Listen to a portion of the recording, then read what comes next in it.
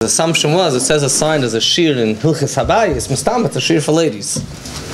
So this part of what we have to deal with tonight is to destroy that myth. The Hilchis Habayis, the Beis HaYehudi, the Jewish home, is not only shaykh to women, but it's equally shaykh to men. Of course, they're the Akeres Habayis, and we're the tafel in the house, but we have to realize that we're a tafel not when it comes to the halacha. We have to practice the halachas in an equal way, but in terms of the mainstay of the home, the woman is the Akeres Habayis. And indeed, when it comes to the halachas of Taras HaMishpacha, the women have proven themselves. They have a series of shiurim non-stop of revising the halachas of Taras HaMishpacha. And since when the Zman of L'Asad Lavi and the Keva to Sevev Gever, we could learn from the women also to revise halachas associated with the Beis. When we had in Sydney, we had Bachar that were learning here today, we're learning Smicha. So Bachar came to me at one stage and he asked me, he said, after everything that we're learning, he said, I'm still never going to be able to become a Rav. Because everything I see, there's a Pri Megadim, there's a Shach, there's a Taz, there's a Beis Lechem Yehuda and a Beis Hill, and then you have to open the Dark Tshuva and the Piskei Tshuva, and I see there's so many, I don't know how to paskin. So I told him that if you look at the Rebbe's Sichos, benegea to learning Smicha, before you get married, the matar of learning Smicha is not to become a Rav. The matar of learning Smicha is to be able to learn how to ask a Shaila. So at least you'll be able to achieve that goal. B'signan acher, the purpose of learning Yidei is in order to become a rabbi, not to become a Rav. What's the nafkamina between a rabbi and a Rav? A pashto nafkamina. That a rabbi, if he has a shayla, he calls up the Rav. So that's, you know, what the nafkamina is. When we talk about halachas, so the same thing tonight, we're not going to be able to go through all hilchis habayis, but just to create an awareness about a lot of things which are not necessarily well known. And as the Mesilas Yesharim says, that his main purpose is to say Dvarim Pshutim. So our main purpose tonight is also to go over Dvarim Pshutim. But Dvarim Pshutim, that sometimes to some people are not so pashut. They say that when a person says in a shiur, Rosh Hashiva says, some thrown away Yerushalmi. What means a Farukti Yerushalmi? If you don't know, then it's called Faruk. For the person who knows it, then it's a straightforward Yerushalmi. So some things that are Dvarim Pshutim are not for everyone that Dvarim Pshutim. Toid is Aricho Me'eretz Midah. And when we talk about Hilchis Habayis, amongst the Taryag mitzvahs, or the Mittler Rebbe says, B'zman hazeh, we don't have 613 mitzvahs, we have Peizayin mitzvahs. So amongst the 87 mitzvahs, according to the Mittler Rebbe's Cheshbon, virtually almost all those halachas are negay in the house. Showers we take at home, and haircuts we take at home. And eating we eat at home. Okay, today people also eat in other places and they make them into their home. So many halachas which are negaya, how to take a shower al pi Torah, and how to take a haircut al pi Torah, and how to be mafresh challah al pi Torah, and the whole entire Hilchas Shabbos, and everything is almost surrounds the home. Not too many mitzvahs do we do in shul. So when we talk about Hilchas Habayis, we could technically have a series of 613 shiurim, corresponding to the 613 mitzvahs, to go through every single mitzvah, starting from the very, very first, which is also mitzvah which is done at home. But we're going to just focus on a few things. We tried to break it up into 4 different areas, and Be'ez Hashem, whatever we can touch, we can cover. But in order to make sure that we can cover whatever we want to cover, I'm just going to ask a bakasha, not a bakasha nafshis, but a request that people can leave their shilas until the very, very end. So we'll have time to cover things. If something's not clear, we'll believe nether, hopefully have a couple of minutes towards the end of the shiur for questions. So the first thing that we'll talk about, a lot of us have Baruch Hashem Kanai Nahara Achsher Dara. In some ways it's Achsher with a Shin, in some ways it's Achser Dara with a Ches and a Samach. Lashon HaGemara Achsher Dara sometimes Bitmi, sometimes B'nechusa. So we have today Baruch Hashem and Achsher Dara L'mal Yusa, that we have cleaning help sometimes at home. And cleaning help at home could cause convenience, and it can also cause inconvenience. But tonight we'll focus on Beruchnis. The cleaning help at home could cause different issues of Kashrus that we need to discuss. We'll start with the first thing on the list in front of me, which is the Isra of Pas Goyim. Incidentally, I'm not going to use the term that people use Pas Akum, Cholav Akum, Bishul Akum. The Rebbe once told the Rebbe Rav by dollars why he says Amir La Akum. The Rebbe told him that's a Golos Sprach. Akum is a Golos expression because the real term is Nachri or Goy. We only use the term Akum due to the censor, to say that these are only for the Ovdei Kechavim Mazolos. It's only things that are negay in those days when people used to still worship the stars and the constellations. So we'll use the term Pas Goy or Pas Nachri. Pas Goy means is the Isra of Chazal to eat any bread that was baked by a Goy. And the reason why Chazal gave that Isra is Mishum Chasnus, because if Goyim will start providing bread for you, you might get very close to them, and that will cause intermarriage Chas v'shalom between Yidden and Goyim, which is an Isra. B'chlal Yidden and Goyim are not supposed to be close. We have a Mavdil Ben Yisrael Amen. We say it every single week in Havdalah, in Atchan and Tanu, and in Havdalah as well. We talk about how we're supposed to be separated between the Goyim, and it has to be a clear distinction between a Yid and a Goy. At Kedekach, this is again Halacha L'Maisa, and Shulchan Aruch it says that if a Yid and a Goy are only residents in a building, there's no problem in terms of Shabbos of having an Eidim and a Schidus Rishus, because no Yidden live together with Goyim just by themselves. That doesn't even exist. It's not a normal thing. Since it's a very abnormal thing, so therefore we would Chazal to make a gzeir in such a case. So in other words, it was always a mitzias. There would be a couple of Yidden. It wouldn't be just a Yid and a Goy living themselves. It's considered a bit unusual because there has to be this distinction between Yid and a Goyim. So to create all those distinctions, there's a number of Isurim Chazal gave us, and amongst them there's Isra of Pas Goyim. Al Pi Halacha, and that is indeed the Halacha, Pas Palter, which means bread that was baked by a Goyish baker, not baked by a Goy privately, commercially produced bread, is mutter al pidin. There's different minhagim with Braun and Shulchan Aruch, but by etzem ikra din it's really mutter to eat pas palter. It would be very wrong to say that pas palter bread baked by a goy is asur. That's not a correct way of wording it. Of course, it says in Shulchan Aruch depends on the minig, and probably looking around the room, the minig of the people in this room most likely is to be nizar and pas palter. But it's very hard to use the word asur. So if you say about a particular hechsher that they don't keep Bishul Yisrael, that makes no sense. You might as well say they don't keep Torah mitzvahs. It's not a kashrus. But if you say about a particular hechsher, they're not makpid on pas palter, that's fine. Because al pi Shulchan Aruch, that's okay. And the reason why there's a makom al pi Shulchan Aruch to have a minig, not to be particular about pas palter, because bread is chaya hanefesh, people live on bread, al alechem yichya adam, and therefore Chazal will lenient if you have no choice, you can have pas palter. That's for lack of any other word, we'll use the term advantage of pas palter. The flip side, however, is that there's no kulus when it comes to pas palter. When it comes to Bishul Yisrael and Bishul Goyim, there's certain cases where there's Bishul Yisrael and certain cases where there's no Isra Bishul Yisrael. We'll discuss the conditions of Bishul Goyim later on, if it does. King's table. Those are going to King's table. We'll talk about that in Mitzvah Shem in detail, B'li Neder. When it comes to bread, yeah, King's table, all these questions are not really relevant. You could say it's not Asr, but if you're keeping the Isra of Pas Palter, bread baked by a Goy, certainly when it comes to Pas Balabatim, which is bread which is made privately, which sometimes is also mutter if you can't have any other Pas Yisrael available according to some opinions. But if you're keeping that Isra, then there's no questions asked. It's bread made by a Goy, then you're not eating it, so don't eat it. We know that Arizal was very machmir about Pas Palter, even B'Shas HaTchak, even Mamash, there's no other choice. And today's day and age, we hardly have a situation on Shas HaTchak. Today's day and age, we also have another problem, and that is that Pas Palter, B'derech HaTeva, could also be Pas Treif. Now, the Isra of Pas of a Goy is Mishum Chastens, because it might lead into marriage. But they also, if there's no hechsher on the bread, if the company doesn't have an hechsher, then it's very likely they put in other ingredients into bread, unlike Amal, that bread was just made out of flour and water. Today, you have no idea what bread is made out of anymore. As food technology is changing, there might be more and more ingredients added to our bread. So that's the question of kashrus. However, you could have a mitzias where a particular hechsher doesn't have the resources to send down an individual to always go and check and make sure that the bread is baked by a Yid. That is some type of Jewish assistance, which we'll talk about in a minute. So therefore, they do check the product in the company, in the factory, to make sure that all the products, the shipments and everything is all taken care of, it's all kosher, but they haven't checked on the pas palter because pas palter is mutter. So in theory that is possible, but if it doesn't have a hechsher, it's not only a question of pas palter, like I said, it's a question of pure kashrus. I will mention, however, I did mention that in Inyan, pas palter is mutter, but what people don't realize is there's something called pas Yisrael she'afa goy. Pas Yisrael she'afa goy means dough which belongs to a Yid, but a goy baked the Jewish person's dough. And the poskim say that's much worse than pas nachri that has a din like bishalakim. It's actually quite serious. So it's worse off if you have your own dough in your house and the shiksa, the cleaning lady, whoever it is the one that's baking it.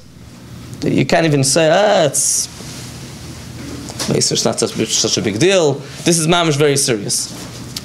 The Isra of pas goy is so poskim have a machloek is both when you get to bishul and pas if it applies also to machal Shabbos b'farhesia. Al pi halacha mefchal Shabbos b'fares has a din like a goy. Al pi Chassidus, we all know that he has an neshama, and a yid nita vil nita ken veren agrisim from the lakus, and all those holy information that we learn about in Chassidus. But that's not negay when we're talking now about halacha lamaisa. We treat him l'chol devarav like a goy. The question is also, does that mean also legabe pas bishul and those things? So l'chatchila, of course, we're machmer. And but the if a person has a situation where they were stuck with a machal Shabbos, he had a cleaning help of someone who's a machal Shabbos, Rachman l'Islam, so you'll ask a shayla how to deal with it. I will point out, amongst other circles where they're not so particular about pas palter, so they have the annual Aseres Metshuva list. So comes Aseres Metshuva, they put together a list of all the products that you're allowed to eat in Aseres Metshuva. Because Aseres Metshuva, it's brought down to Shulchan Aruch to be nizer, even things that you're not nizer a whole year, Aseres Metshuva, you should be careful. So Aseres Metshuva, the standards change, and all of a sudden there's a whole list of things that we are allowed to eat and that we're not allowed to eat. We have the annual Aseres Metshuva list. But Baruch Hashem, I'm talking about Among Chassidim that are not nizer, b'kalka v'chamura, by us, we don't have Aseres Metshuva list, because by us a whole year is Aseres Metshuva. In the famous story, they say that a person came, a person once came to Kotsk, and he came the night of the Seder, and he heard an announcement in Kotsk after davening, after Ma'ariv, the Gabbai gave a klap on Tish, and the Gabbai says, "No, it's time to go eat vechera. It's time to go eat dinner, supper." Person, the whole entire Klal Yisrael, even people that don't know anything about Yiddishkeit yet, they're so like Gzor, Leila Seder, and instead of making an announcement, we're going to have the Leila Seder, he says we're going to eat supper. He was very turned off and decided he's going to leave for Kotsk. If this is the Kotsk that everybody talks about, it's not worth going to Kotsk. Half a year later, he thought over, maybe this Gabbai was a Gabbai Sheni, maybe something is wrong over there. He'll try one more time, he'll try for the next holiest time of the year, the Kol Nidre. Comes to the night of Kol Nidre, and the Gabbai gives a klap of Tish, and instead of saying Kol Nidre, he goes, Ma'ariv. Ma'ariv. So he was so turned off and decided that he's leaving. And on the way out, someone stopped him and asked him, what's the problem? He said, Seder you call dinner, Ma'ariv you call, Kol Nidre you call Ma'ariv. So he said, by us in Kotsk, every Ma'ariv is a Kol Nidre and every supper is a Leila Seder. So, by us, we have to make sure holy is a Aseres Metshuva, so we don't need an Aseres Metshuva list. But I will mention that Alter Rebbe in Shulchan Aruch mentions that Shabbos and Yom Tov is supposed to be nizer also from pas palter. So, in other words, it's not only Aseres Metshuva, there's a room for Shabbos and Yom Tov. Now, although we're very nizer and pas Yisrael, but sometimes it's things that is shyless, if it's really pas and not pas.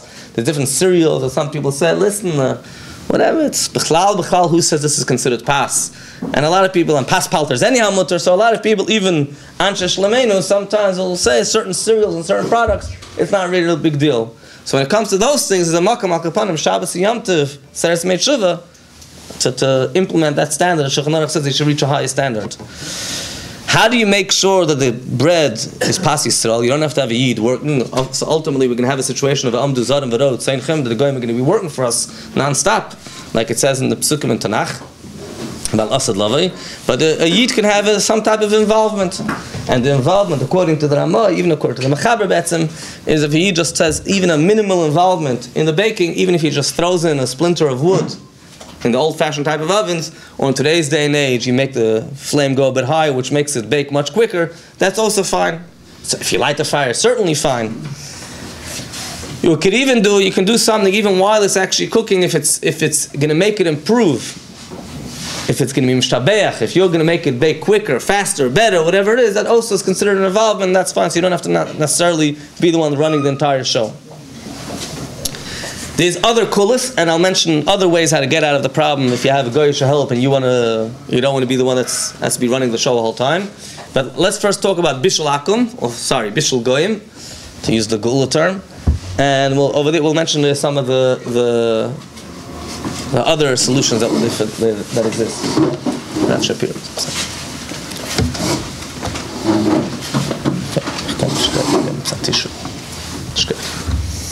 Another issur that Chazal made is that not to have goyim cook for us. In addition to not to buy bread that was baked by goyim, not to have goyim cook for us. And in here there's no two ways about it. There's no minhagim that some people are nizr and some people are not nizr, and you have to know the meaning of the place. And there's no annual Aseres Yemei Tshuva list. Bishul Yisrael is mutter and Bishul Goyim is aser. And to say that a particular hechsher is not makbid on Bishul Goyim is like saying a particular hechsher is not makbid on Torah mitzvah. It's not a hechsher. So the reason why Chazal said you can't have Bishul Goyim, there's actually two reasons in this case. Either because of chasnus, same concern, the Goyim start cooking for you and start inviting you over, then there's a concern of leading to some type of intimate relationship between an Eden and a Goy, and that could lead chas v'shalom to intermarriage. And the other reason brought in other Rishonim is Shemi achilenu dvarim tmeim. If you're having a Goy cook for you, you don't know what the Goy is going to put in there. He might serve you treif. And then after a minute between these two reasons, and person can say why we need two reasons, etc. Bishul Goyim makes no difference if the guy is cooking, roasting, frying, microwaving.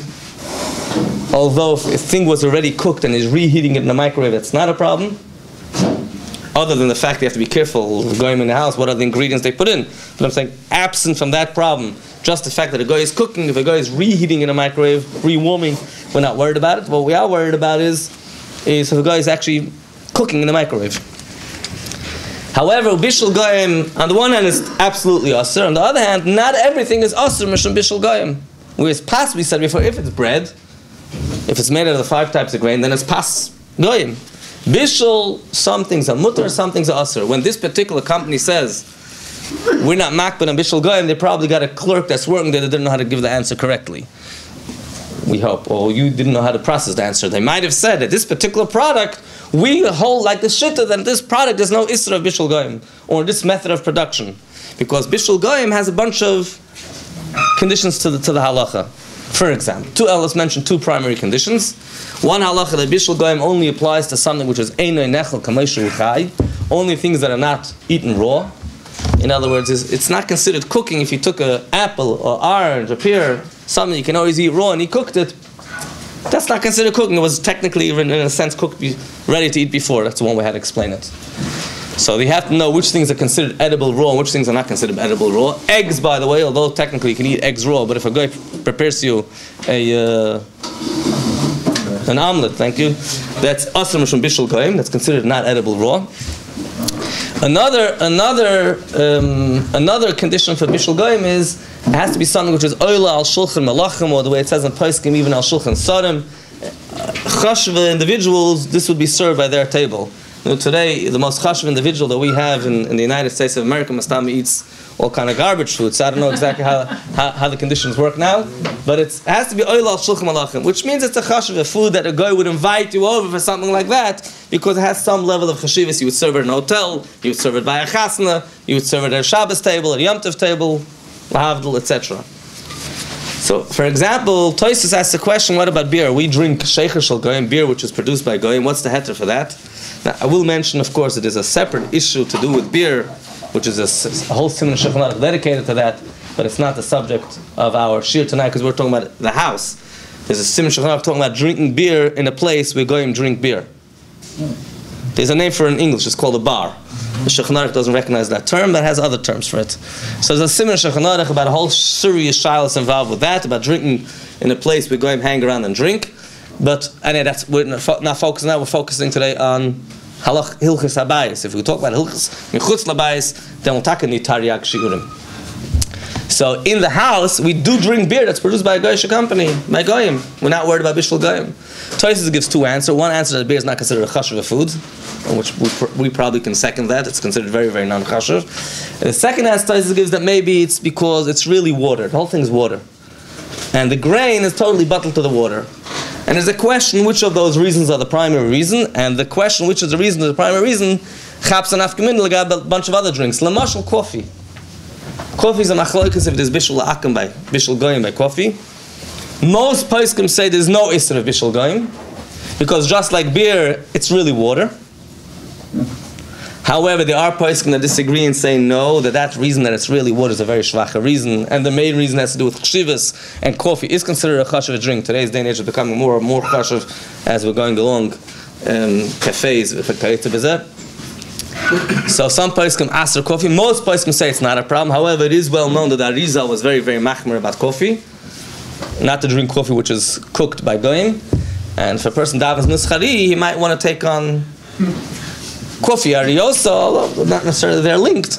But the Arizal was machmer about coffee. Most poskim say it's okay. There is a in Shulchan Aruch and Hichas Bishul Goyim. There's a machlokes in Shulchan Aruch if a shiksa works in your house, a shifcha, a cleaning lady, works in your house and she cooked for you if you're allowed to eat the food. And the Rama paskins that you're allowed to eat the food after the cleaning lady cooked in your house. And the question is why? It's Bishul Goyim. Bishul Goyim is asr. Not only the food is asr, the kelim also asr, and you have to kasher the kelim. So why is it mutter? So the Shach provides 4 reasons. Now, while I don't want to go into lumdus tonight, but this is a classical example how you can learn something in Shulchan Aruch, but if you don't learn all the Neisa Kelim, you don't have the ability to apply things in practice, you can make some serious mistakes. The Shach says 4 potential reasons, and the question now is, which one of those reasons is the real reason, and do you need all 4? Or 1 is enough, or maybe 2, or maybe 3, etc. One reason is because Shvachas Shalanu Knuyes Lanu. Our shvachas, our maidservants belong to us. We bought them. So therefore it's not considered a guy is cooking for us. It's a shivcha that belongs to us. It's almost like a yid cooking for you. Which today's day and age, last I knew that the slavery was banned in America, it was many, many years ago, and we don't buy slaves in the market in Alexandria anymore. So that reason is no longer there. Another reason is because the Isra Bishul Goyim could be, is only, and by the way, each one of these reasons doesn't work according to all shittas. Is only if the Oisa is Mirtzoinon, not if Oisa is Bal Karchan. It's a difference if they're doing it out of their own accord, a guy cooks something for you, or if it's not out of their own accord, they're forced, they have no other choice. Now that really depends on the arrangement that you have with your shivcha. It could be a part of the condition of employment, you always have to cook in this house. I hope you don't have that arrangement because you have bishalakim problems if you make that arrangement. Or it could be whatever. There's no like chiv that they have to cook. They have to clean, whatever. Something they cook, they don't cook.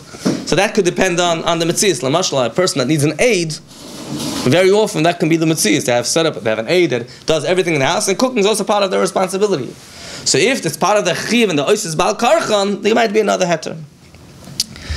Alternatively, the Taz wants to say that the reason is because we rely on the shit of the Ravid, not the regular Ravid, one of the other 3 Ravids, and a shit Ravid that says that the Isur of a goy cooking does not apply in a Jewish home.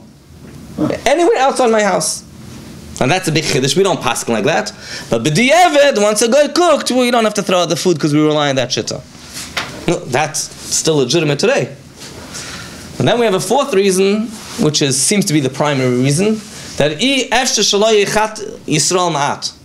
that when a guy cooks, it's impossible to have a situation where a yid won't go and stoke the coals every so often. So the teva advarim is, in those days when everything was on coals, so every person that passes by the fire gives a touch with the fire and stokes again the coals. So a yid not passing by there all day long. You know, there always was a yid that must have done something. And that's certainly not a shaykh today. A person goes, cooks, walks away, and weiter gegangen. And why would he go and start stoking the coals? The whole thing doesn't make sense. So since there's so many different reasons, the question is which reason is really the primary reason. Maybe you need all 4 reasons. Therefore, it's very hard, halacha l'maisa, pe'el mamish, if you had a cleaning lady cooking for you, to rely on the fact that it's supposed to be the Eved, because out of all 4 reasons, only 1 reason might apply. So when it comes to l'maisa, pe'el, when you had a person that did cook for you, bishul goyim, you have to seriously call up a Rav and ask a shayla whether you can eat the food, or whether even more seriously, whether you might have to even kasher the pot, because normally when there's bishul goyim, the keli needs to be kashered. There is solutions for bishul goyim as well.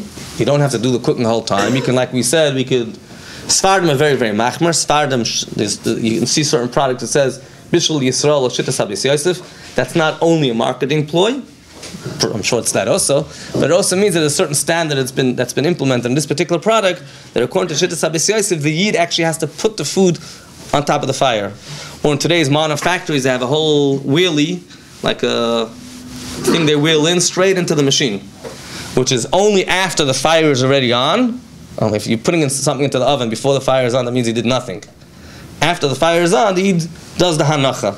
It's a machlokes exactly what the particular shit of the Beis Yosef, but the Beis Yosef is very, very machmer in terms of the Yid's involvement.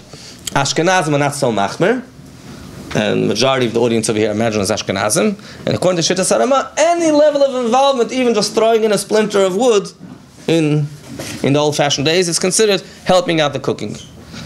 Today it is what they call the light bulb heter.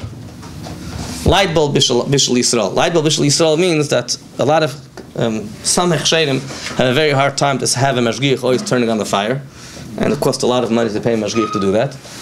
So you have a built-in mashgiach, an automatic app, which is a mashgiach for you, that does it automatically. So what they do is they have a yid comes in, installs a light bulb, and every time that light bulb is always there, the koyach de Yisrael.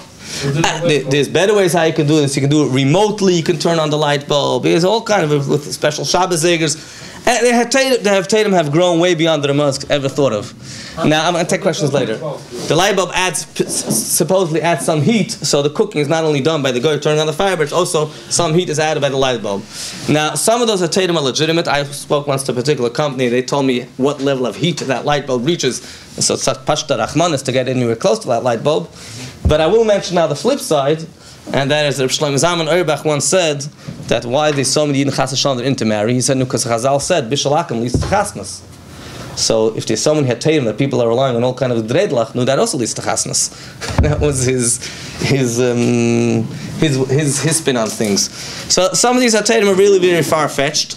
L'mashal, there's a heter mentioned in Shulchan Aruch called Ner Miner. Some camps still use that today. Ner Miner means that a Yid lights a candle, and the guy gets his fire from the Jewish person's candle. You see, a place where they had a candle, but the guy, okay, the candle's very nice. That was a ner tamid, a ner neshama, for the neshama of I don't know who, the ner. But the guy just goes straight to the fire and turns on the fire. Why does he have to go krum if you can go straight? So the guy didn't have fire. Where do you get fire out of nowhere? There's no like fire stam available. You have to go produce fire. So there's a candle, he'll take fire from this candle.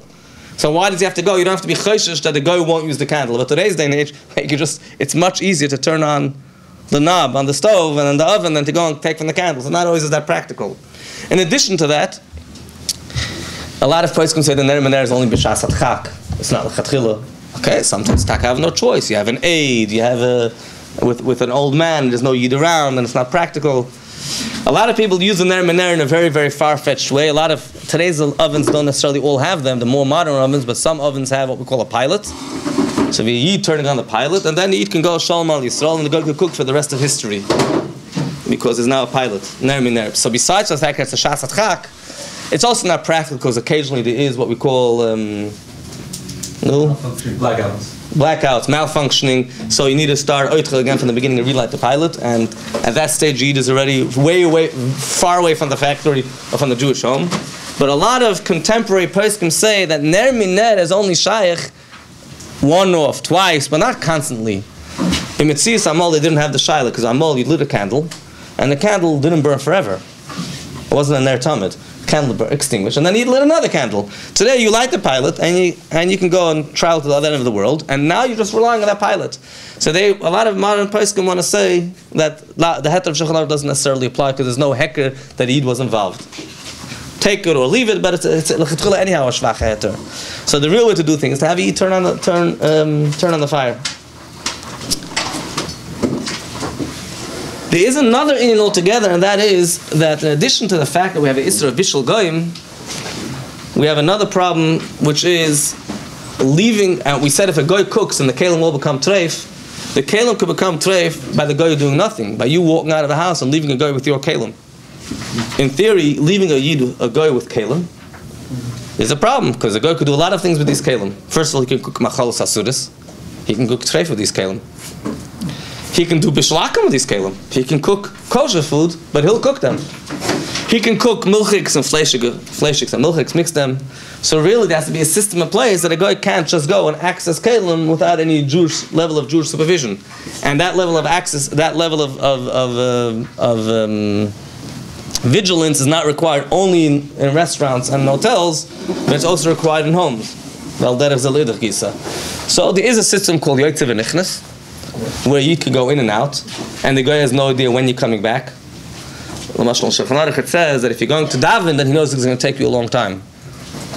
I don't understand that halacha doesn't apply bismanenu. I don't know. Maybe it's today he's supposed to daven barichas. He knows it'll take a long time because you're going to daven. That's what it says in Shulchan Aruch. But if he doesn't know, you come. Then some people do a trick. They leave and they come right back after they left, just to confuse the guy.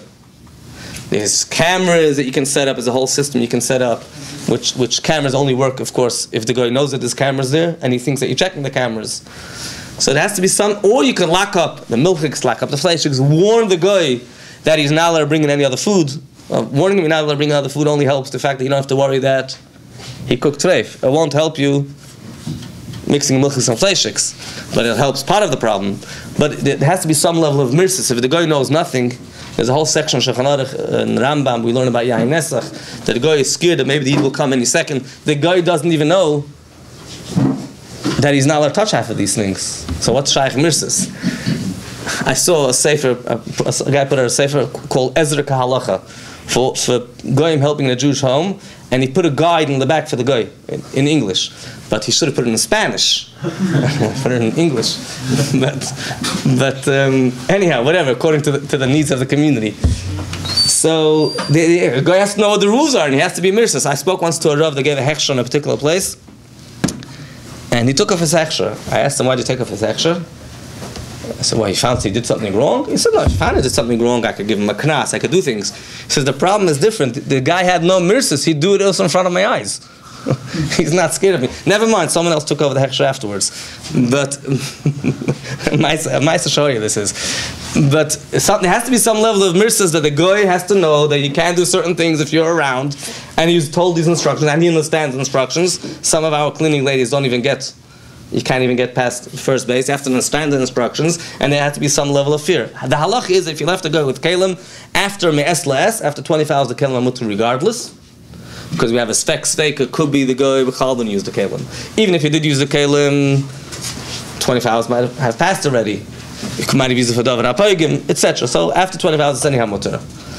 Al derech zeh, the same thing as leaving kelim with a guy is leaving food with a guy. People use the term, and that's the term that says here on the sheet because that's the colloquial term, basar shenes'al min ha'ayin. They're worried that meat has been abandoned from the eye. There's a couple of inaccuracies with using that term, although that's a correct term found in Yudei Sim Samar Gimel, found in the Gemara and Chulin.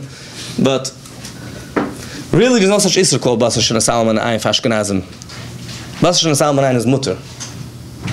Basar shenes'al min ha'ayin means, I just want to get the terminology straight, because some people have the wrong terminology. Basar shenes'al min ha'ayin means, the machlokes in the Gemara, and like I said, the Rama paskins that it's mutter, Ashkenazim hold that it's mutter.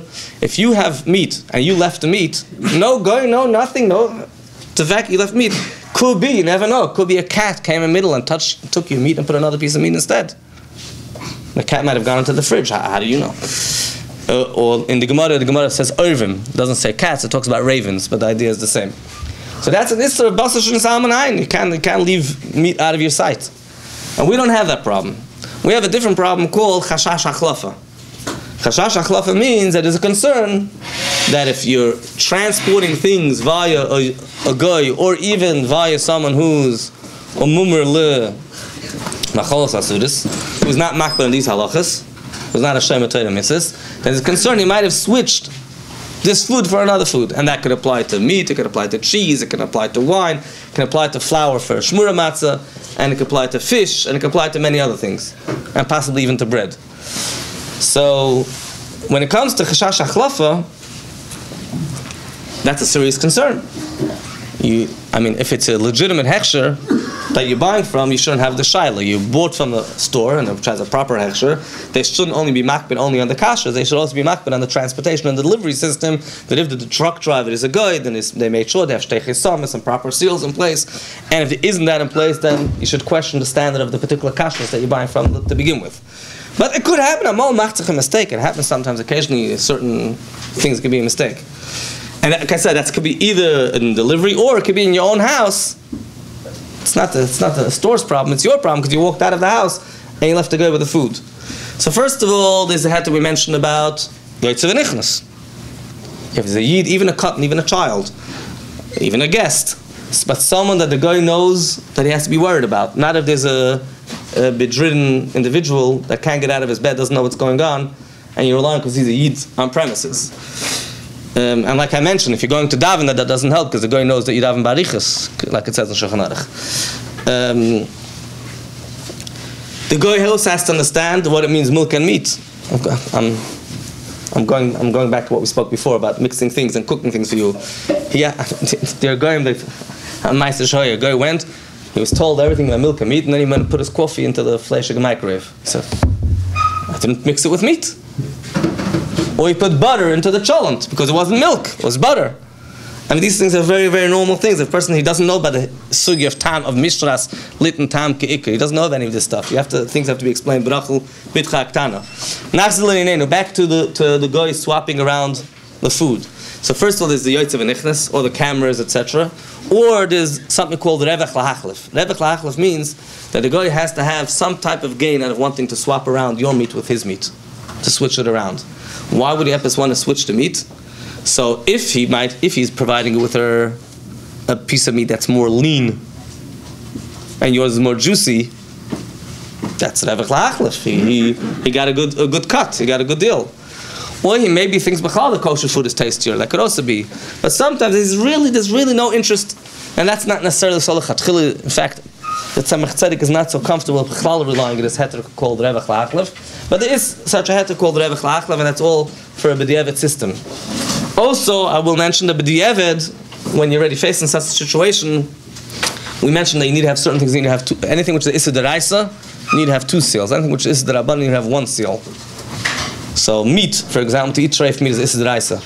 So if the meat has to be packaged with 2 seals, and you can even make your own seals, you could put a piece of tape. And you can put 2 pieces of tape, so you can have 2 seals. So that's not a big deal. You could put a pin. You could do things that you could notice if they open it or close it. There's tricks of the tray that can be done even at home. You don't have to have a whole fancy machine to do this. But b'diavad, hakol muter b'chosem echad. B'diavad, in the end of the day, even if there's no 2 seals, lachar ha'maisa b'diavad, we rely even on 1 seal. But l'chatchila, of course, things have to be sealed, put away, locked away. You could put a lock on the fridge. There's different options that exist. Or I even mentioned you could have cameras, or you could just be Yosef and Ichnas. There's different possibilities. Moving on, and Belina will take questions later. Moving on, there's a topic of stam yenam. People use the term yayin nesach. The word yayin nesach is a correct term only in a case where a guy actually took wine and he poured that wine for avodah zarah, which is maybe it still exists in some places of the world, but only when in a fact when you know that a guy took wine and poured it for avodah zarah. That's a pasuk that in the Torah yishtu yayin nesicham. That's according to the Rambam we learned from Shiras Ha'azino is issa deraisa. But wine, which is what we call stam yain, I mean stam wine that belongs to a guy, which is a concern that may be poured for avodah zarah, or alternatively a concern of the fact that a guy is tampering with your wine and pouring wine for you, etc., could also lead to potential chasnus, intermarriage. Rahman al-Islam is part of that havdalah ben Yisrael Adam. That's called stam yainam, plain wine of a guy that we don't know for a fact that he did anything with it for avodah zarah. Mikra din, wine which is asr, a wine of a goy, stam yainam. Wine which a goy tampered with, I'll say in a second what means tampered with, is asr bahana. It's not only not allowed to drink it, I can't even have benefit from it. That's meikar adin. Today's day and age, goyim don't do avodah zarah. If it's a hefsem merubah, sometimes we'll be lenient, but again, we're not going to too many pratim, but meikar adin, it's asr even bahana. What is considered that a goy tampered with your wine? That's wine of a goy. That is a concern that may be poured of avodah zarah. If a goy touches the wine, I mean, touching physically, touching the actual wine. If a guy mixes the wine without touching, he could put in a spoon and mix the wine without even touching it. If a guy drinks from the wine, so the wine touched his mouth, these are all called touching. Even in a case where a guy takes a bottle of wine, but it's an open bottle, open, the seal is off, so the wine, the lashon is I efshar shelo yishachshech, it's almost impossible that the wine won't shake as he's moving it, and that's also a problem. But when a guy goes and opens your fridge, and now you move the wine in your fridge, but hopefully in your fridge you have a cover on your wine, not a seal. Just a cover. It's just the seal the way it came with, but you just closed it. You didn't seal it. That itself is not really a problem. I'll soon talk about all kind of Kabbalistic stuff, but according to Pi Allah right now, is not really a problem. They go open the fridge, close the fridge, took out the bottle, picked it up, put it down. He did nanun with it. Not really a problem. We have a different problem. Of course, if you're leaving goyim around in your house and you walked out of the house, you never know. It's not sealed. He might have switched kedem wine for some other kind of wine. Okay, that's a separate problem. That goes back to the topic that we spoke before. And we're machmer in this not only with goyim, but lahavdol saf kasaf et yidin, but machmer also machal Shabbos bifarhesia, which has a din in these inyanim like a goy. Although, like I said, the neshama, there's an absolute neshama of a yid, v'chulu k'mevur, and tani, v'kam, v'kamis. And as the Rebbe made a big shturim, as we know, with the Aniyas Yisraeliyas, with the Israeli boats, a particular company called Sim that was traveling on Shabbos, that it's not only a question of Shabbos, but the guy wrote to the Rebbe that he made Kiddush on this boat. So the Rebbe said, Yistirim and the Kiddush made on wine. The wine is B'chal Treif, because of Machal Shabbos. And the Rebbe has a big chiddush in one of those letters, a chiddush gadol in halacha, that even if it's sealed and doubly sealed, since it belongs to a guy, to a machal Shabbos, it's already a problem. Okay, that's another whole sug. I'm not going to get into that. But there's a problem even with machal Shabbos b'faresia. So, what's the eitzah? You can do something called yain mevushel.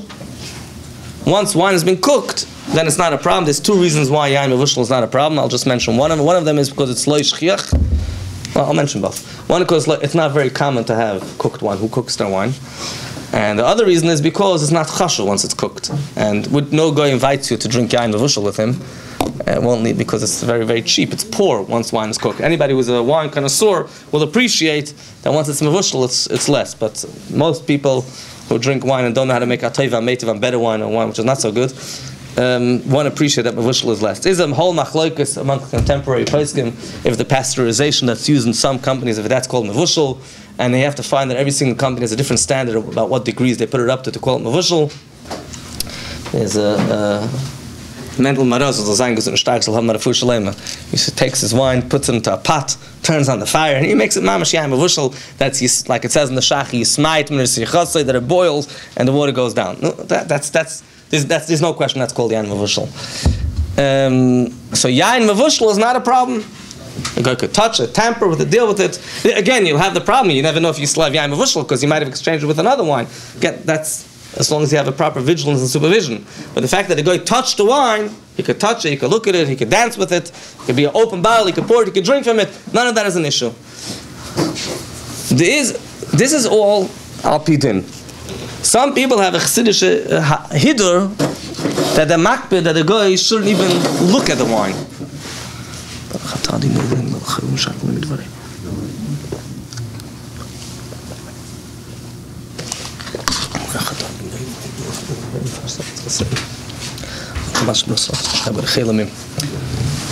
Some people have a hidur don't makbid, the guy shouldn't even look at the wine. There's no such Israel pi shulchan aruch, and the Rav's job is only to mention halachas according to Dal Falka Shulchan Aruch. So if you call Rav and you say, listen, the guy looked at my wine, it's all cooking.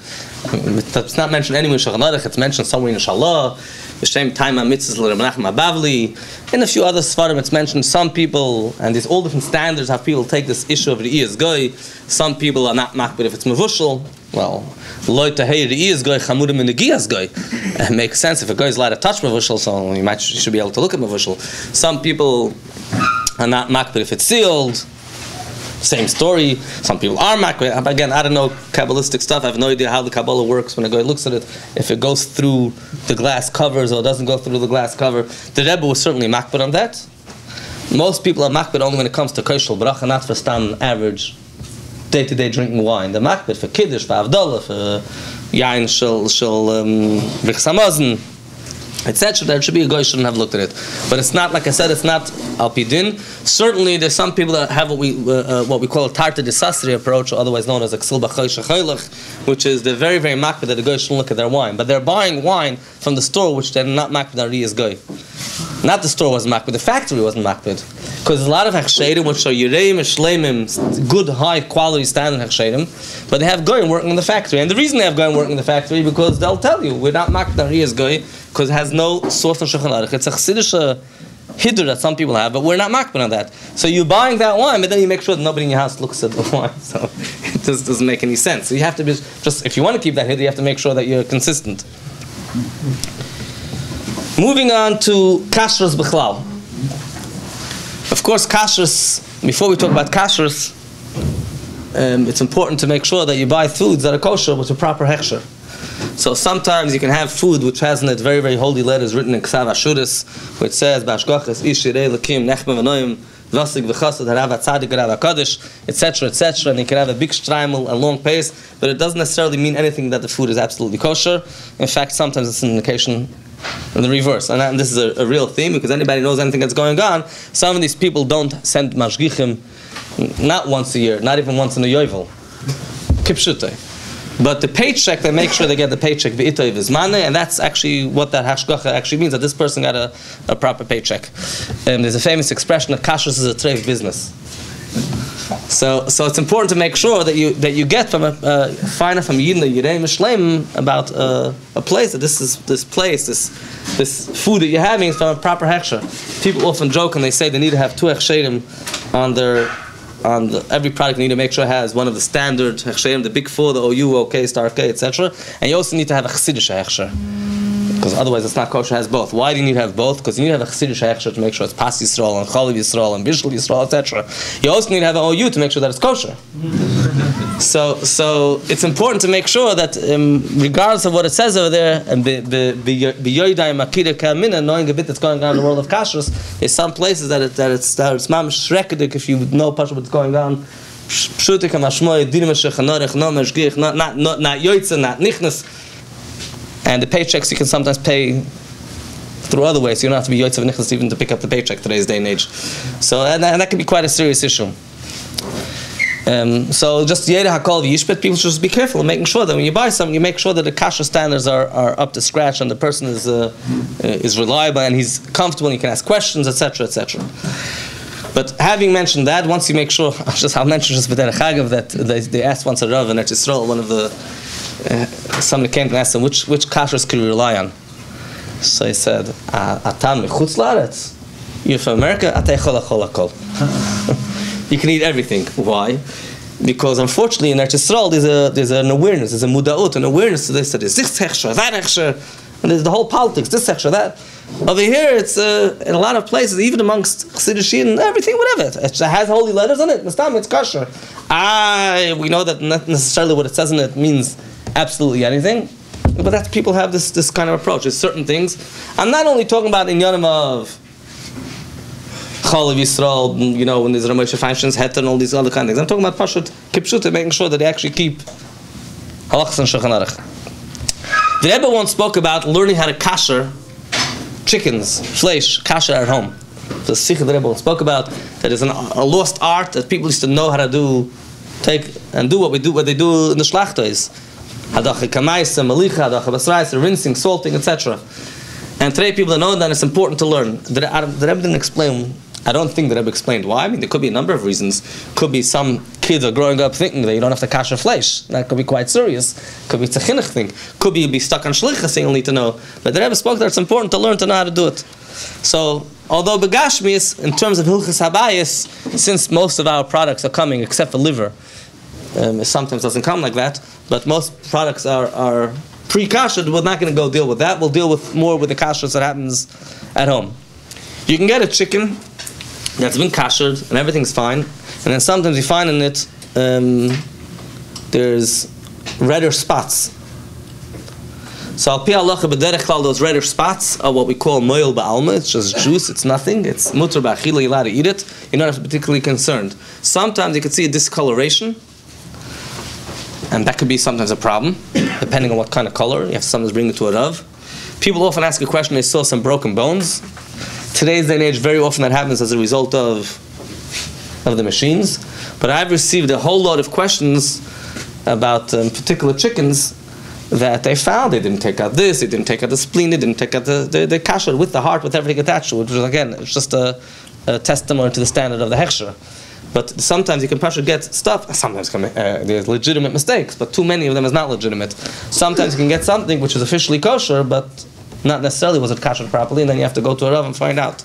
And you have to be updated about things that keep on changing in the world of kashrus. For example, there's a new hot issue on the market, and it's a couple of years, the issue of tzaimis hagidin, for those who are familiar a bit what's going on outside of the Dal Chelka Shulchan Aruch in the fifth chelik, what's going on in the street, is an issue which wasn't an issue in the past, but now it's an issue that there's a virus that has spread amongst a lot of chickens in the Tzaimas HaGidden, and there's some Hechshedim that are very, very careful about this, and some that are still remembered how they used to do things 30 years ago, and they're still not makbid on checking the Tzaimas HaGidden, which can be a serious problem. So again, you have to be a bit up to date. A lot of Yiddish Amamas and Yiddinas know there's something called Bittul B'Shishim. Especially when in Chodesh Adar, the Rebbe said that all inyanim, negative inyanim, become Bittul B'Shishim. In a Ibiyar, we have a leap year, we have 60 days of Simcha. So we know something called Bittul B'Shishim, but Bittul B'Shishim doesn't always work. Not everything is Bittul B'Shishim. Some things need 100, some things need 200, some things is not Bittul Afilu Be'elef, sometimes even 1,000 times the amount won't make it Bittul. And sometimes you don't need Shishim, sometimes Chad B'Trei, you just need a majority. What's the idea of Shishim? The idea of Shishim is that once it's 60 times the amount of food, which is not easy to measure, by the way, then the taste is gone. We learn from a pasuk, Tam Ke'ikr, Medraisa, according to most poskim, that it's not only usher to eat treif, but it's usher to have anything that has another taste of treif. So the cleaning lady doesn't know that concept of Tam Ke'ikr, that a fleshige microwave is treated like flesh. But we know there's a concept of Tam Ke'ikr, that a taste that absorbs is also a problem. But when we come to this rule of Tam Ke'ikr, that a taste is considered like the primary ingredient, there's something called Not Ber Not the Hetera. I'll try to simplify it. Our purpose tonight is not to learn Yudadei again for those who have learned it once, or not to learn it the first time for those who never learned it, but just to again remember what the issues are and how to ask a question. In simple language, Not Ber Not means a taste, the son of a taste.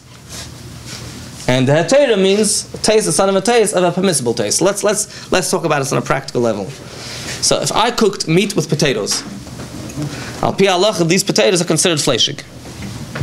Fleshig for all practical purposes. Cook meat together with potatoes, you have to wait 6 hours after that. Al kapan mitzad minig, etc., etc. You don't eat milk with it. B'chulu. What if I cooked potatoes in a fleshig pot? That's called taste, the son of a taste, secondary taste. Let's just understand. I have meat that went into a pot. So now the pot is considered taste one. This pot is considered a fleshige pot. Not for the cleaning lady who hasn't learned yet today, but we understand that. Now the pot gave a taste into the potatoes. The potatoes are already considered taste two. Tam Sheni. It's already considered a weaker taste. And since it's weaker, there's a lot of leniencies attached to that. Those leniencies only apply in heter, not in isser. Meat is not a davar asr. You're allowed to eat meat, kosher meat.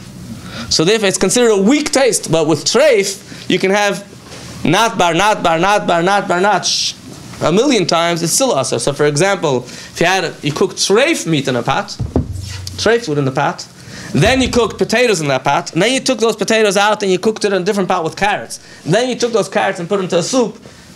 The chayzer chalili can go on and on, not the chein hola, you can go on and on and on. It's still asr betachlas isser, and sometimes even if there will be shishim, it's chanan. But let's not confuse things right now. So that over there doesn't become weaker. It becomes weaker when it's heter, when it's flesh or milk, each one independently. So back to my potato mashal, the potatoes that were cooked in the fleshige pot are not really considered proper fleshes, they're considered shvacha fleshiks. So for practical purposes, the Rabbi said, no, it's fleshiks. It's not so fleshiks, it's weak fleshiks. So what if it's weak fleshiks? Depends if you're Sephardi Ashkenazi. Sephardim don't even worry about weak fleshiks. In other words, they will go and put milk into these potatoes, not in the pot, but into the potatoes. They don't set up a system like that, but once they cook the potatoes, they can put milk into it. Ashkenazim are machmir, l'chatchila al kalpanim, Ashkenazim will not mix these potatoes with milk, but if milk was mixed with these potatoes, you can eat the potatoes, gesundheit, shreiligkeit, you make a bracha on it, a bracha rishayna, bracha achrayna, and there's really no problem. And in some cases, you can take you can put it onto milchig kelim, l'chatchila, you can do that. In some cases, you're allowed, if it's not a ben yoimil, you're allowed to actually take the potatoes and mix it with milk, etc., etc. Again, that's beyond the scope of today's shiur, but I just want to mention the concept of taste. And when it comes to heter, it's considered a weaker taste, and there's a lot of leniencies attached to that. Normally, taste gets transferred via heat. Cold doesn't transfer taste. So you're allowed to technically put down something cold, a cold piece of cheese on a fleshige table. I mean, chas v'shalom to do that at home because that could lead to shalom bayis problems. But there's really nothing technically wrong with it. They say a story, there was a Rav at home and he put something down and his wife said, no, you're not allowed to. He said, it's cold. It's cold. So the wife said, yeah, that's a problem with you men. The whole Yiddishkeit is cold by you. So that's a joke. Al kapana, but it's cold, it's not really a problem. Heat transfers. And if it goes through heat, then you have a serious problem. Sometimes something was not really treif because it was cold. You washed milchige dishes in a fleishige sink with cold water. Whatever it is, you did something. You took a knife and you stuck a fleishige knife and you stuck it into sour cream. Called the Rav and the Rav says, just rinse it off. But the Rav didn't finish the sentence and he already hung up the phone. So you rinse it off with what kind of water? And hot water. So now you messed it up. I had a kid in school that you learned all about Haggalas Kalim. So a little kid, this many years ago. And Mor Sprinzer told him that he has something called kashering. I see him taking he took by mistake a milchige thing and he put it into the fleishige sink. But then he learned about kashering. He turned on the hot water. He said, I'm kashering it. So he managed to trafe up the sink, but whatever I'm saying there. So heat transfers taste. There's another thing that could transfer taste, and that's the fact that something remains in liquid for 24 hours. That's an alpi Torah considered heat, kavish kamavushal. So if you have kosher, we don't have treif meat in our homes, hopefully, but just to illustrate, you have kosher meat and treif meat soaking in a pot of cold water, all cold, but for 24 hours, then the taste has absorbed. So they have to be careful with things, even if it's cold, but if something is within liquid for 24 hours, that's a problem. If it's in sharp liquid, then even a very short amount of time, even a couple of minutes could already transfer taste. Where cold is a problem is when it comes to sharp foods coupled with knives. The biggest shalom bayis crisis in a kitchen, the biggest kitchen crisis from a Kashrus point of view, is mixing sharp foods and knives together. That's a recipe for disaster. Which means, in other words, if a person takes a fleishige knife, all cold, and cuts an onion, and this knife could be from 60 years ago, was used for fleish, it really makes no difference. It's a clean knife, absolutely clean, even though in Torah we say that knives are often not that clean, unless you know for a fact it was cleaned very well. This is, you know for a fact it was cleaned well, makes no difference. This onion became now a fleishige onion. For almost all, not for all, but come out all practical purposes, it's considered a tam rishon, it's not considered like fleishig. Because the sharpness coupled with the strength of the knife, the force of the knife, together puts together such a strong power, just like heat, and that's considered mamish like fleishig. So therefore, you're supposed to have set up in your house, for sharp things, separate sets of knives, for milchiks and fleishiks. That's a normal way to do it. Or you can set up separate onions. Maybe you can have colored onions. Maybe they'll invent that concept. You can have blue onions and green onions, but at the moment, until they have that, it's the normal way to do this. Or if you want, cut your onions with a plastic knife, and then you'll have trouble with cutting it. But whatever, you have to work a system that works for you. Sharp food or sharp knives? No. Sharp food. Sharp food with knives. Why can't you do that part of the body? Have separate knives for parv. That's another solution. There's a lot of solutions. Yeah, parv knife actually makes much more sense because then you don't have to worry which onion this is. The one with the milchig sticker or the fleishig sticker, right? Considered sharp food. Lemons are sharp food, yeah. But yeah, if you don't mind, if we can just keep the questions till later, because I just want to move on. We still have some stuff to cover. Another klal in halacha is that after 24 hours, all taste after 24 hours becomes stale. That doesn't apply to sharp food. I just mentioned that a few minutes ago. But after 24 hours, the taste is literally not considered a taste anymore. What that means, and another klal is that if you don't know if it was 24 hours, stam kelim eini b'nayim, we assume it was 24 hours. Sometimes you call the Rav, and the Rav says it's 24 hours past. You say, I don't know. It's okay.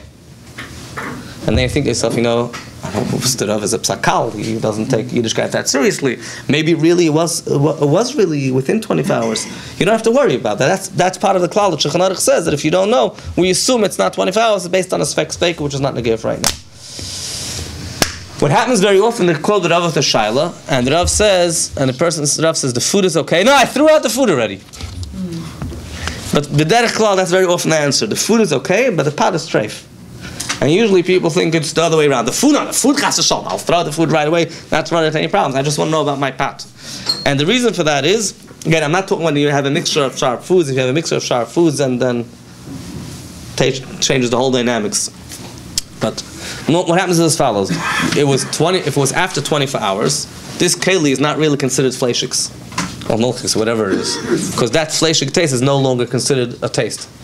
It doesn't have the power to absorb into something else. So therefore, your food never became fleishik. Your cheese, cooked in the fleishik pot, to talk about an extreme case, that cheese never became fleishik because the fleish that's in this pot is stale fleish. And if your food is okay, the keli always stays aser. Why does the keli stay aser? Because l'chatchila, first of all, the food is considered b'diavad. You can't do anything with the food right now.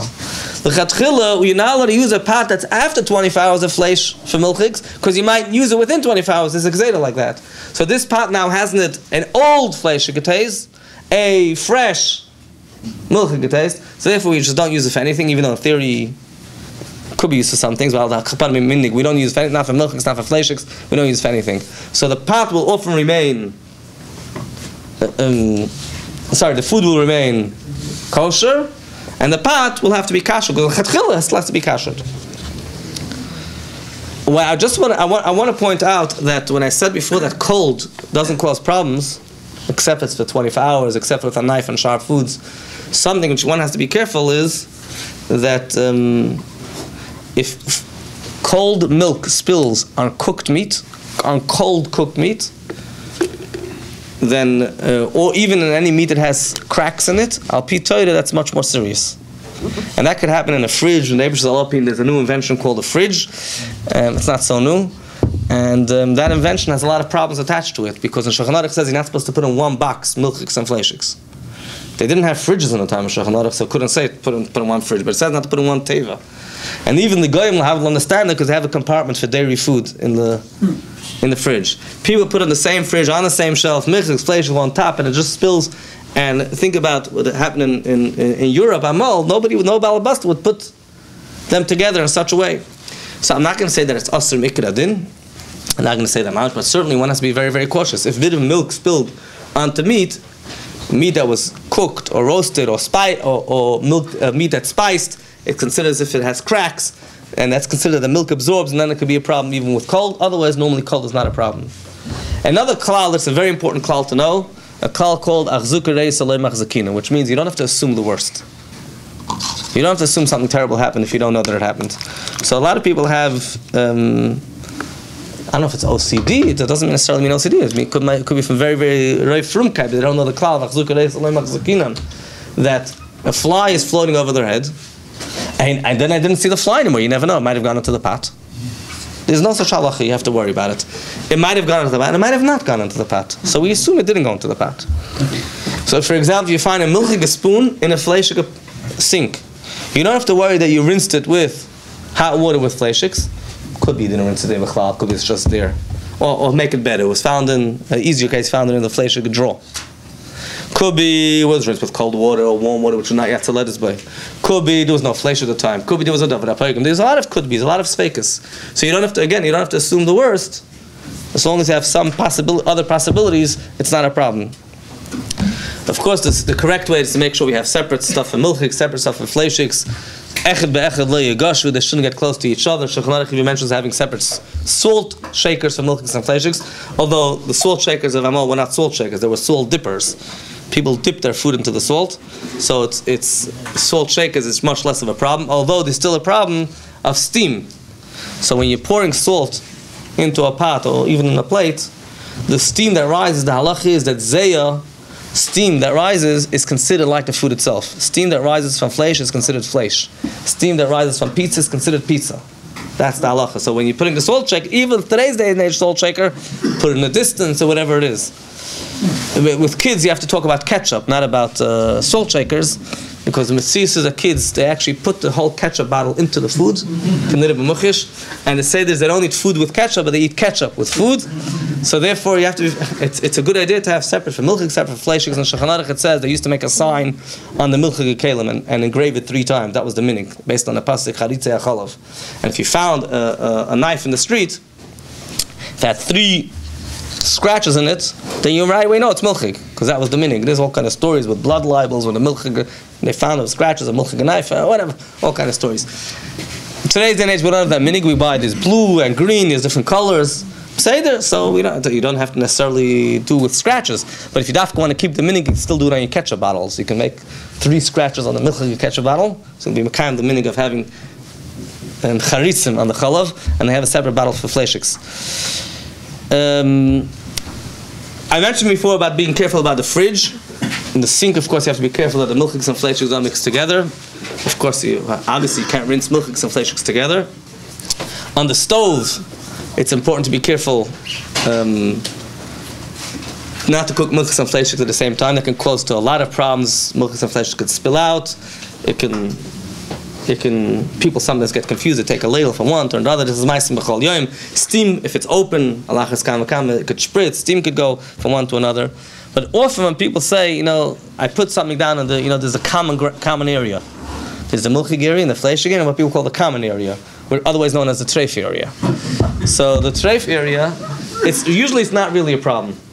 I'm not suggesting you should use that treif area to picnic over there, but the treif area on the stove, in order for it really to be treif, that means that within the last 24 hours, both milchig and fleishig spilled on it, and it became treif. So it's highly unlikely begashmis that it's within 24 hours of actually becoming treif. I mean, if milchig spilled it within the last 24 hours, then now you shouldn't put a piece of flesh on it, obviously. But again, it has to be all within the 24 hours, and it had to have spilled. Not always does it spill, Baruch Hashem.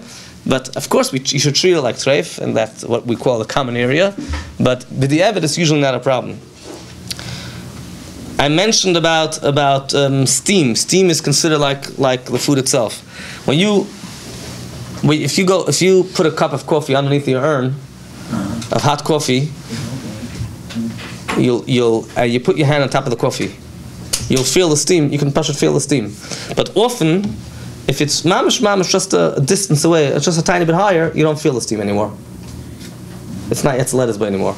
Sometimes people get worried when they put it near the urn, but derech klal, depending on how the urn is made, there's a bit of a gap between the cup of coffee and the urn, and very often it's not a problem. But b'chlal, steam is considered, like I said, if it's still hot steam, Yetzelet's, but it's considered like the thing itself. 1/8, by the way, talking about Yetzelet's, but 1/8 when you have people at home that do the cleaning for you and they mix up things to make a klal for the cleaning ladies that are not allowed to use any hot water. Anyhow, they don't do a good job cleaning, a lot of them. So you don't have to worry about asking them to use not such hot water. As long as the water is not Yetzelet's, but it's never a problem. It's treated like cold. Very often people don't wash with Yetzelet's because they're not comfortable there, but that depends if they're washing with gloves, or some people could get used to washing with hot water. Yetzelet's means it's a temperature which you're normally not comfortable to keep your hand there, although you could technically keep your hand there. Microwaves.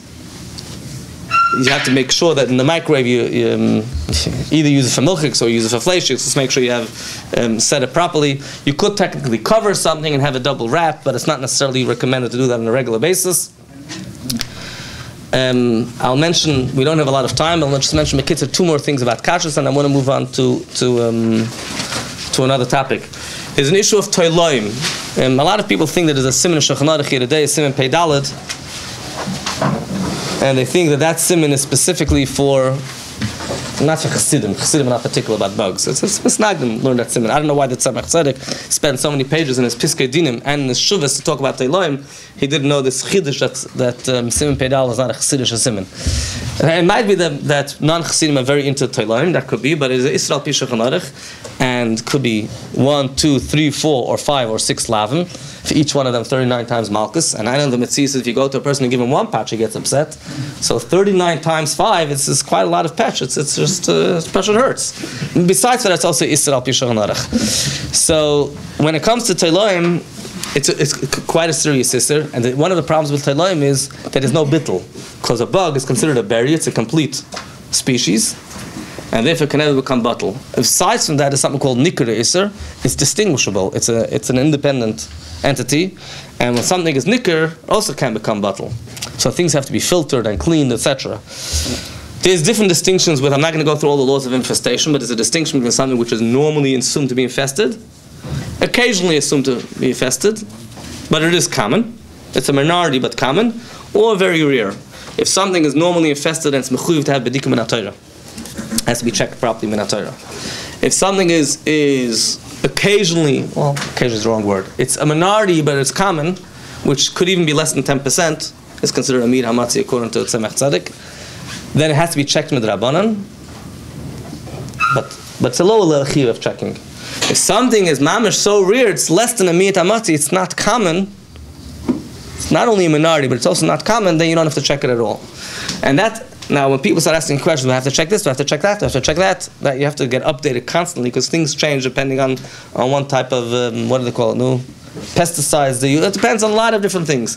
So some people think strawberries. Amol strawberries was okay. Today's strawberries have big problems. Actually, Amol strawberries was also no good. If you open a Kitzur Shachanarich, you have a list of unacceptable ingredients. It's not as if it's a new thing. By the Rabbi, Lamashal said they didn't eat raspberry. They didn't eat raspberry by the Rabbi. So they were worried about Teiloim. That's the Pashto Pshat. There might have been some. The water in New York, we know is a big issue with the water that has been discovered that is Teiloim. Of course, Karag, a lot of times things become a whole political issue. It's an issue, it's a halach issue. And Rubam Kekulam of Poskim in New York have virtually almost all Kashrus have undertaken that to say that it's a serious issue of Teiloim. And if a person, as a Yerushalayim, will be careful, not Chas Hashalom Yinichshul, in something which could be quite a serious issue of quite a few lavim. V'kahena rabbis. Blood spots and eggs. It's a longer Megillah, but I'll just mention that today's day and age is much less of a problem than it used to be because our eggs most likely won't produce chickens. I've had eggs in my house for quite a few weeks in the fridge and I haven't seen any chickens afterwards. So I'm guessing most likely it won't produce chickens. And when it's those type of eggs which we call safna da'ara, then it's mamish hardly a problem. You just throw away the blood. Technically you could just throw away the blood spot and keep the egg. The meaning is that we throw away everything because you never know. After a while, maybe I'll find a chicken in my fridge. But sometimes it could be there are roosters and hens in the what do you call it, in the coop. Thank you. And they don't do such a good job separating it. The chulu, the blood is only usher if it's actual blood. A lot of times it's dirt. A lot of times it's brown. If it's brown, it's not a problem. If it's red or black, you really have to be concerned. And but the evet very often you can be makel because it's not really today's age. It's not necessarily a problem. If we have more time, we've gone to this more barichas, but I'll mention Mekitzer. There's a few other things in terms of sakana that's usher to have. Milk and meat and fish is a problem to eat together. When we don't worry, al-pidin is no problem to use the same pot that you use for meat to use also for fish. Although a lot of people are makbid on that and gesundheit, but al-pidin is not really a problem. There is a printing mistake, a typo in the Beis Yosef, or that's at least what it says, that it's a platus hakulmus, that you can't even have fish with milk. But the Tzemach Tzedek said that even though it's most likely a typo, we're still nizar about that. But if we mix something else into the milk, you can have fish and milk together. There's a Rishima that the Rebbe brings down the name of the Tzemach Tzedek. We can't have peeled onions overnight or peeled eggs overnight. Those are all in the of sakana. Sometimes some people even buy ready-made garlic, and they can buy it in Hamish stores, but it's totally peeled and it's pashut astral pidin. I'm talking about fresh garlic. Some of the companies that produce the garlic powder either rely on the garlic powder, there's no problem, or they mix in other ingredients. But this is plain fresh garlic with nothing else attached to it. You leave a few of those hairs on the garlic, or you leave a bit of peels, then it's not a problem. There's another issue of sakana, food under the bed. There's a Kabbalah from the Rebbe Rashab that a bed only means a bed that people slept on, and only if it's mamish a bed, not a baby carriage, or not a chair on the plane, etc. But then it's a whole bunch of yanam of sakana. Another issue to do with Kashrus is the in of tefillas kelim. So the halach is if a keli was in the ownership of a goy, according to most poskim, it's a chiv min haTorah to toivel because it went over from possession, from the tumah of a goy to the kedusha of a yid. The keli has to be toiveled. That has nothing to do with the food. The food is still kosher. The keli has to be toiveled. The food doesn't become treif by putting into such a keli. All you have to do is take the food out of the keli and find another way to eat this food with a different keli. There's no such thing about one time, the first time you get a free pass for the first time, or first two, or first three. I don't know, depending on where the myth spread in different places differently. The first time you also have to table it. I have no idea how that myth came from. Maybe it came from the fact that things that are throw out, you use it only for one time. A lot of people are not makbid on tefillas kelim. Maybe that's where it came from. But there's no such rule that the first time, since we didn't get to the mikveh on time, we don't have to table it. When you table a keli, you have to make sure that the keli, if it has a receptacle, it's like a cup, you hold the base kibble, you hold it upwards, you don't hold it downwards, so let the water go in. There's in Yonam of chatzitza, just like chatzitza of a woman when she goes to the mikveh, you have to be careful that there's no chatzitza, although sometimes people are machmir with chatzitza and they cause themselves big problems. Some of these stickers are really not a problem. If it's on a minority of the keli, and people wouldn't really care, sometimes even the stickers actually tells you which Kashrus company you got it from. It's actually a Shiur on the crystal, it says that sticker. But so who cares on the bottom of the pattern? Most people don't really care about that sticker. You don't have to take it off. And what happens is some people have to want to take it off, but then they can't take it off completely. So some of that glue stays there, and that people are makpid. So sometimes we call it Yatsa Scharai. They have said that you cannot send a child to Tovel Kalim. Well, it depends which kind of Kalim is the Raisa, the Rabbanim, but that's beyond the scope of our Shiur. So you have to make sure that you actually Tovel the Kalim, someone was there, and make sure that you actually Tovel them. You only have to Tovel Kalim that are used for a meal, that are used for food. That's in the preparation of food, even distant preparation of food. If it's distant preparation of food, like a knife that you shecht with, lamashal, you Tovel without a bracha. A peeler that you only use for fruits that you're going to still cook. For vegetables, not a peeler that's used for, I don't know if you can make such a distinction in peelers, but illi yitzur, you would have a peeler, you only peel in it things, cooking vegetables, so again, you would Tovel that without a bracha. Klei schoira, if you have a bunch of kalim for business, not for eating, you don't have to Tovel it.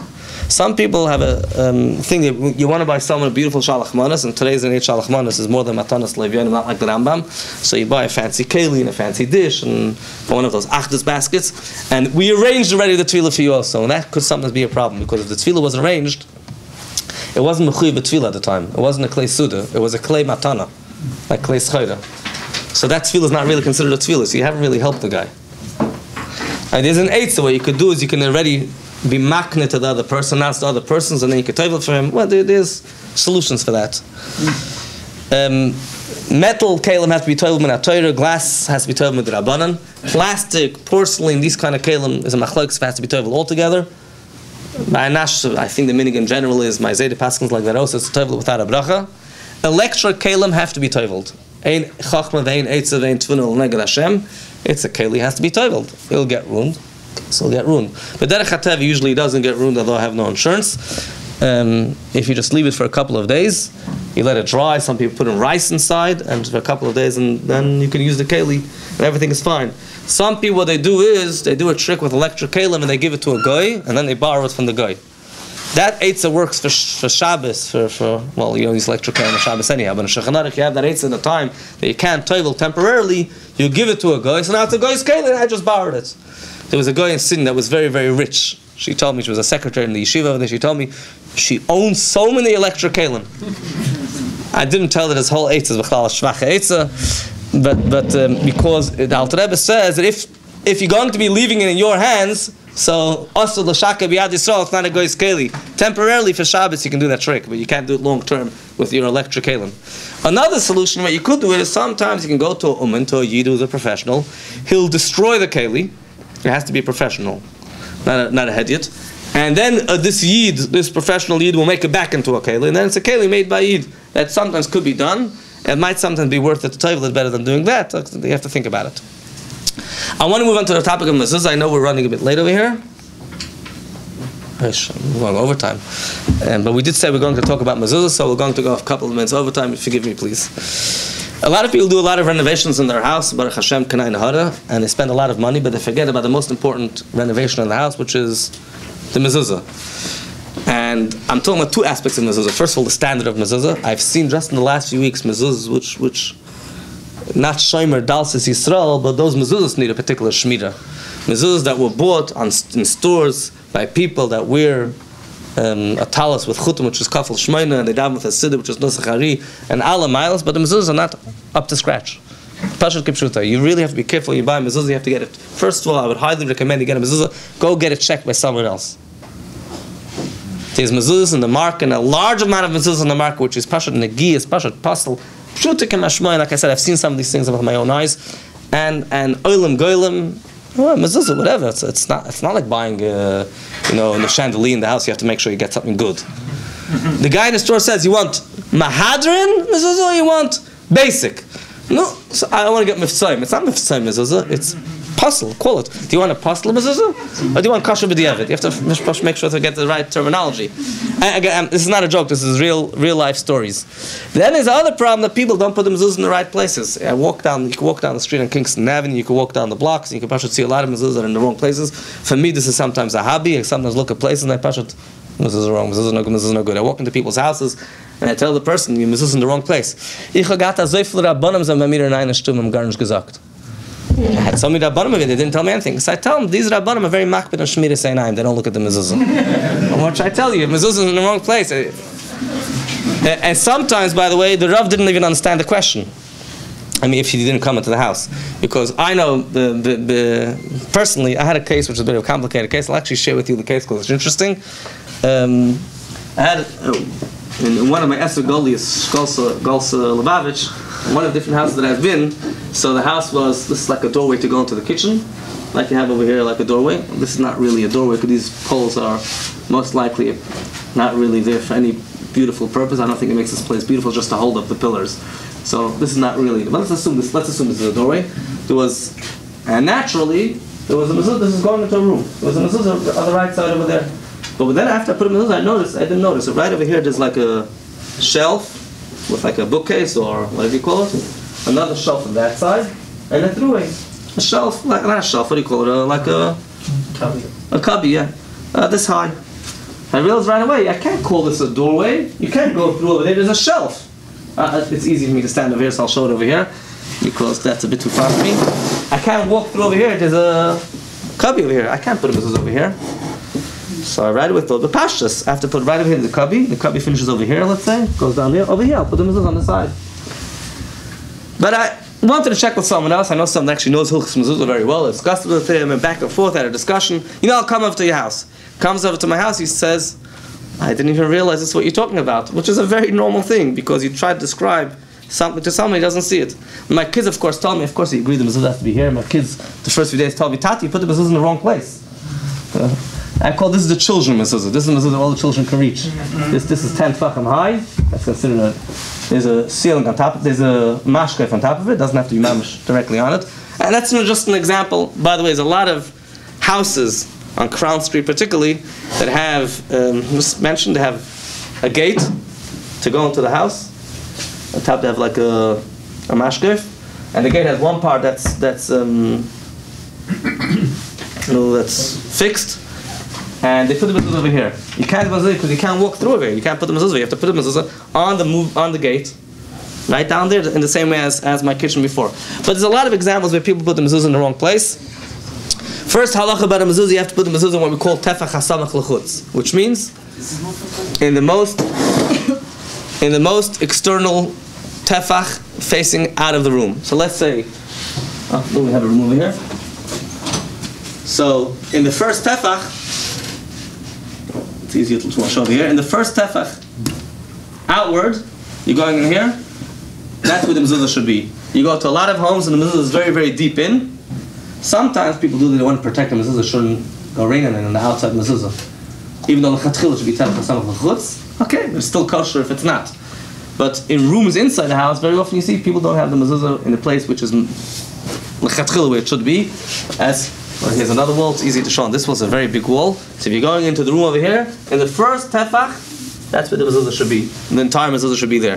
The second thing about a mezuzah is, it's not supposed to be in the top tefach. That's actually puzzle. I was placed by a doctor. All the mezuzahs in the doctor's office were like that. In the top tefach. In the top tefach, it's puzzle. The chetchila is supposed to be in the top third, not lower than the top third.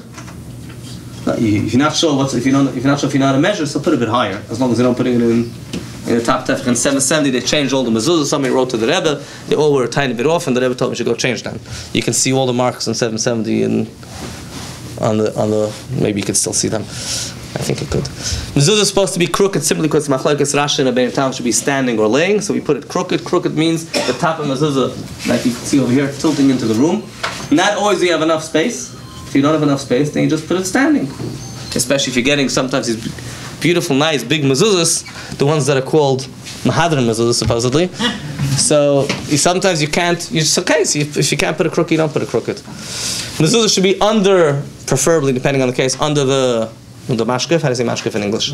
Lintel, thank you. Mezuzah is always supposed to be on the right side. Now we have, Chabad always looks at things differently, so we have a different way of, what everybody calls left, we call right. And what everybody calls right, we sometimes call left, which means that in certain cases, and this is quite complicated, whenever there's a door and there's hinges, we considered, well, we have a,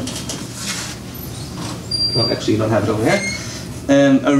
A door with hinges, so the Seder is that you consider the place where the door, with the door, this is not the correct way to explain it, but I'll explain it this way, simply because it's easier to explain. The way the door opens, that's considered inside, this is considered outside, and the mezuzah will be here. The correct way to explain it is that where the hinges are, is the inside of the house. A normal person puts his hinges on the inside, because you put your hinges on the outside, the thief will take off the hinges. That's just, so that's considered. Not always do we go according to Heker Tzir, and sometimes you can't even use Heker Tzir. There are no hinges. When you're going from one room to another, there's not even a door there.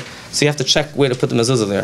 Mezuzah should be, of course, the front door, you don't go according to Heker Tzir. Even if the door opens out into the street, you don't put a mezuzah going into the street. There's no chiv. The street doesn't have to have a mezuzah. Your house needs a mezuzah. There's a measurement that the room has to be 4 by 4 ames, or even if it's not 4 by 4, but it's 6 by 2. Also requires a mezuzah, even if an Alter Rebbe is mashmanat, but lapel we put a mezuzah there without a bracha. And of course the room has to be a height of 10 tefachim. And again, there's a lot of areas that would need mezuzahs and people don't notice. If there isn't 2 doorposts, even 1 doorpost, if it's on the right side, depending on what's called right, will also need a mezuzah without a bracha. Not only that, the Rosh says that even if there's no doorpost, but at the wall, if you have the beginning of a wall, the wall turns, that turn in the wall, it's considered a doorpost, Rashi Ksalim. And that would also require a mezuzah, as long as even if you have only 1 and it's on the right side, again, we do that without a bracha. Anywhere where a lintel, by the way, doesn't have to mean a lintel, doesn't have to be mamish a lintel. If there's a ceiling, that's also considered a lintel. Anywhere which is no door, we don't put a mezuzah with a bracha, because the Rambam holds in order to be chayav mezuzah, you need to have a door. Which means, by the way, that if you have a room which didn't have a door, and you put a mezuzah there, because we put a mezuzah without a bracha. And then later, one day you decided, maybe I would like to put a door there. You're supposed to actually take off the mezuzah. Because according to, not according to the Rambam, according to the mainstream halacha, according to, the other way around. According to the Rambam, it's only chayav mezuzah when it has a door. So till now it wasn't chayav mezuzah. So it's called in halachic terminology, tasev eloim and asli. You can't just have mezuzah laying there before it was chayav mezuzah. So if you put in the door, take of the mezuzah and then put it back on. A garage needs a mezuzah. Some people don't make a bracha on it because it's like a Beis oitzer, not everybody makes a bracha. Stores people don't make a bracha on. Schools people don't make a bracha. And another din, which is if a person rents a house in Chutz La'aretz, the first 30 days doesn't really need a mezuzah. There is a thing from the Rebbe. I don't know what the reason of the Rebbe is. Could be it's Kabbalistic reasons, could be halachic reasons, that I should still put a mezuzah there anyhow. But in the end of the 30 days, you go and officially now put an official mezuzah, you switch one of the mezuzahs, and you make a bracha on one room, you switch it by a better mezuzah, and you make a bracha and you pater all the other rooms. Something which is very confusing for people, a lot of people get confused about this, and I just want to make this clear, is an isser to remove mezuzahs. And so a lot of people get this halacha wrong. The issue of removing mezuzahs has nothing to do with the allegiance that you own to the person who's going to be moving into the house after you. It has to do with sakana. It's considered dangerous for a person to go uproot mezuzahs from a house. It's a sakana brought down Shulchan Aruch. So if you're moving out of a house, don't uproot the mezuzahs. How can you uproot mezuzahs from a home? But if there's a concern that if you leave the mezuzah will chas v'shalom come till they be zoyin, because the person moving in won't treat the mezuzah according to your assessment with the proper care, then that outweighs the isra of removing the mezuzah, then you remove the mezuzah. But if it's a Jewish guy, firm guy moving in, then you're not allowed to remove the mezuzahs. Now, you could work an arrangement with him and say, listen, you owe me some money, I left you some very nice mahadrin mezuzahs in my house, and that cost me $100 a piece. So he owes you money, and that's a din mamres. If he doesn't want to pay, take him to a rav, whatever, work it out. Or if you're dealing with your client, you know what your clientele is like, you know who you're dealing with. So chacham, go get him very cheap mezuzahs, but kosher mezuzahs. I'd call it meftzai mezuzahs, call it whatever you want, but it has to be kosher mezuzahs, but it doesn't have to be mahadrim. Put those mezuzahs there and take your mezuzahs with you, that's also fine. He still has to pay you even for those, but you know that you're dealing with a guy that you might never see the money, okay, that might be a different story. You can't make any conditions. When I put the mezuzah up, I made a condition I should be able to take it off. I made a condition I'll be able to eat treif. That doesn't necessarily work. It's a sakana to take off the mezuzahs. There's another halacha, 2 more halachas we'll finish off with. A halacha called maika. It's also a question. For the pashas for the person removing it. There's a halacha you're supposed to make a fence in your house. I did a survey, I asked a couple of people, what bracha do you make on putting up a maika, putting up a fence? What bracha do you make? So some people, you don't make it, depends. You can either make lasois maika or alasias maika. If you're making it for yourself, you're making a maika for someone else. But you make a bracha on it. Now, just like when you put up a mezuzah, you don't ask your goyish worker to go put up the mezuzah for you. When you're putting up your maika, you don't ask your goyish worker to put up your maika for you. It's a mitzvah, you make a bracha on it. And what if you don't know how to make a fence? It's a shaka shtickle problem. So you can get, according to some days, you can get a Yiddish worker, and that's also okay. But what you could do is, because yad pelk, yad balabais, machne Ephraim, etc., etc. What you could do, you can go to the worker and ask him before he comes to the last thing he has to do, that putting in that screw, or the first one, you want to do it, and you'll make a bracha on it. Of course, it depends. You don't always make a bracha. It depends if it's a place that's chayiv b'maika. Sometimes you need a maika simply because it's dangerous, and sometimes you need a maika because the Torah says you need a maika. So if it's a roof that people normally go there, and it has the right shear of 4x4 amas, etc., etc., then normally you chayiv with a maika. You're building a porch. Thank you. You need to make a fence around it, and that fence, you need to make a bracha on it. Then there's the Isra of Eloisas and Dam Veisech. You have to make sure you have a house which is a safe house. So you have to make sure that there's in the window, when you open the window, kids can't chas v'shalom fall out. There's, what do you call them, new bars or screens or whatever it is. You have to make sure you don't have any outlets in the house that are broken where kids can put in their fingers. Chas v'shalom is dangerous. That's the Isra mid al pi shulchan aruch. Eloisas and Dam Veisech. You have to have a safe house. But that's, and sometimes you might want to put a fence for safety reasons, but it's not called Beisecha. It's your garage or whatever it is. So you might not put there might not make a bracha, but you still might want to put up a roof. And finally, one more last thing.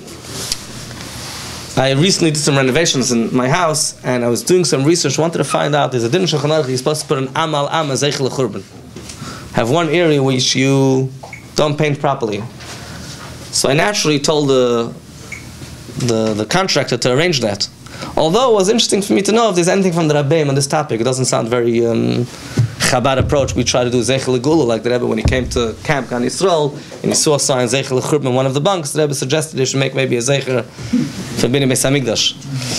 So a lot of people, by the way, are not nizar about this. It's already brought down the poskim, but they say that people are not nizar. You really have to be nizar. They say there was a individual by the name of Rabbi Hillel Kolameyer, and he came to the Divrei Chaim's house, and he was known. He used to say Musar. The Divrei Chaim Aftzan said, "Nu efshus is Mirzagim Musar." So he said, "Yeah, you're missing the Amal Amma." He found something.